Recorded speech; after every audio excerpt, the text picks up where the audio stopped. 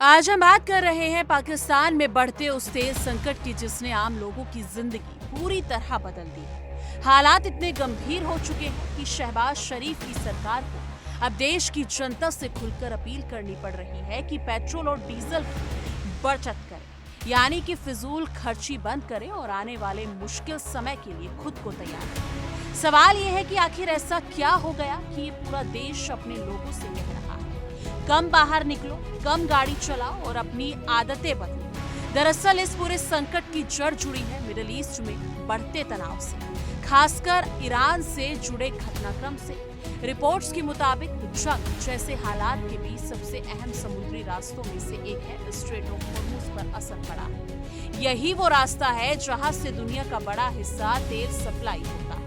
अगर ये रास्ता बाधित होता है तो इसका सीधा असर उन देशों पर पड़ता है जो तेल के लिए पूरी तरह आयात पर निर्भर है, और पाकिस्तान उन्हीं में से एक है। नतीजा ये हुआ कि तेल की सप्लाई पर खतरा मंडराने लगा और कीमतें तेजी से बढ़ने लगी। अब हालात ये हो गई है कि पाकिस्तान में पेट्रोल और डीजल की कीमतें आसमान छू रही हैं। महंगाई पहले से ही लोगों की कमर तोड़ रही है, लेकिन अब तेल संकट ने हालात और खराब कर दिए। आम आदमी के लिए गाड़ी चलाना मुश्किल होता जा रहा है और ट्रांसपोर्ट महंगा होने की वजह से हर चीज की कीमत बढ़ती जा रही है। यही वजह है कि सरकार ने अब सख्त कदम उठाने शुरू कर दिए ताकि किसी तरह इस संकट को संभाला जा सके। सबसे बड़ा फैसला जो लिया गया है वो है वर्किंग वीक को 5 दिन से घटाकर 4 दिन करना, यानी अब लोग एक दिन कम ऑफिस जाएंगे। इसके अलावा 50% वर्क फ्रॉम होम लागू किया गया है ताकि आधे लोग घर से काम करें और बाहर निकलने की जरूरत कम पड़े। इसका सीधा मकसद है सड़कों पर गाड़ियों की संख्या कम करना और पेट्रोल डीजल की खपत घटाना। सरकार का मानना है कि अगर लोग कम सफर करेंगे तो काफी हद तक तेल की बचत की जा सकती है। इतना ही नहीं, स्कूल और कॉलेज भी 2 हफ्तों के लिए बंद कर दिए गए हैं और पढ़ाई को ऑनलाइन मोड पर शिफ्ट कर दिया गया है। सोचिए, पूरा देश अपने बच्चों को घर बैठाकर पढ़ाई करवा रहा है सिर्फ इसलिए ताकि ईंधन बचाया जा सके। ये कदम साफ दिखाता है कि हालात कितने गंभीर हो चुके हैं और सरकार किस हद तक छोटे बड़े उपाय को आजमा रही है। लेकिन इस पूरे मामले में एक दिलचस्प और थोड़ा विवादित पहलू भी सामने आया है।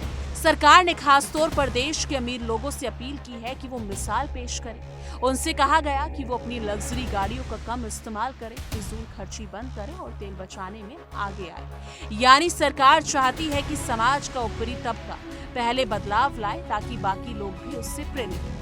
हालांकि आम जनता इस फैसले से पूरी तरह खुश नजर नहीं आ रही है। सोशल मीडिया पर लोगों का गुस्सा साफ दिखाई दे रहा है। कई लोग कह रहे हैं कि जहां एक तरफ आम आदमी को पेट्रोल के लिए 300 रुपये से ज्यादा देने पड़ रहे हैं, वहीं दूसरी तरफ नेताओं और बड़े अधिकारियों के खर्चे में कोई कमी नहीं आ रही। लोगों का सवाल है, क्या सिर्फ जनता ही त्याग करेगी या सरकार भी अपने खर्चों में कटौती करेगी? असल में ये संकट सिर्फ पाकिस्तान तक सीमित नहीं है। पूरी दुनिया में कच्चे तेल की सप्लाई पर असर पड़ रहा है, लेकिन छोटे और कमजोर अर्थव्यवस्था वाले देशों पर इसका असर ज्यादा दिखाई दे रहा है। पाकिस्तान पहले से ही आर्थिक संकट से जूझ रहा था। विदेशी मुद्रा भंडार कम, कर्ज ज्यादा और महंगाई लगातार बढ़ रही है। ऐसे में तेल संकट ने आग में घी डालने का काम कर दिया है। अब सबसे बड़ा डर यही है कि अगर हालात ऐसे ही बने रहे तो पाकिस्तान में तेल की सप्लाई और ज्यादा प्रभावित हो सकती है। सरकार को डर है कि आने वाले दिनों में स्थिति और खराब हो सकती है, इसलिए अभी से सख्ती बरती जा रही है। यही कारण है कि लोगों को चेतावनी दी जा रही है कि वो हर परिस्थिति के लिए तैयार रहे, अपनी रोजमर्रा की आदतों में बदलाव लाए। आखिर में सवाल यही उठता है, क्या ये कदम पाकिस्तान को इस संकट से बाहर निकाल पाएगा या फिर ये सिर्फ एक अस्थायी राहत है?